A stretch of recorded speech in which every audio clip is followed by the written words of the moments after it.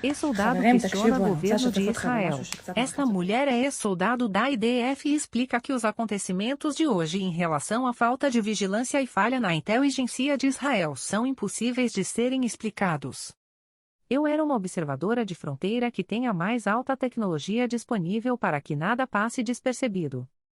Se um pássaro chegasse perto, nós saberíamos. Até uma barata chegou à nossa fronteira cercada, nós sabíamos. Como passaram 400 soldados do Hamas hoje?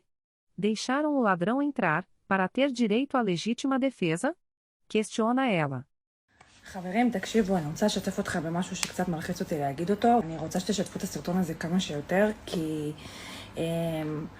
תקשיבו רגע, אני שירתתי כסמב"צית חי"ר במהלך מלחמת צוק איתן, אני שירתתי באוגדת עזה. כל השירות שלי היה תומכת לחימה בזמן מלחמת צוק איתן שעזה הייתה באוגדת עזה.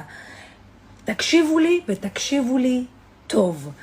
אין מצב בעולם שיכולה להיות כזאת התקרבות לגדר, אוקיי? מבלי שאנחנו לא נדע מזה. התצפיתניות יושבות בבונקרים 4 שעות, הן לא יכולות לעשות ככה. הן מול מסך. לא יכול להיות מצב, שום מצב, שהיו מעירים אותי בלילה על יונה. על חסידה שהתקרבה לגדר, על מקק שעבר מתחת לגדר, היו מקפיצים את כל הגזרה. איך נכנסו עם טרקטורים 400 איש ואף אחד לא שם לב?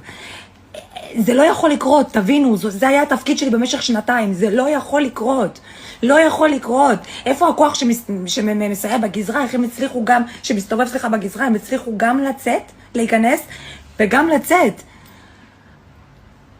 יש איזשהו סיכוי מישהו מבפנים עזר לזה לקרות? כי זה לא אפשרי, זה פשוט לא אפשרי, אני אומר, אתם לא מבינים על איזה דברים. Ore por Israel. Lives que edificam. Deixe seu like, siga o nosso canal e ative o sininho para não perder nenhum dos nossos vídeos.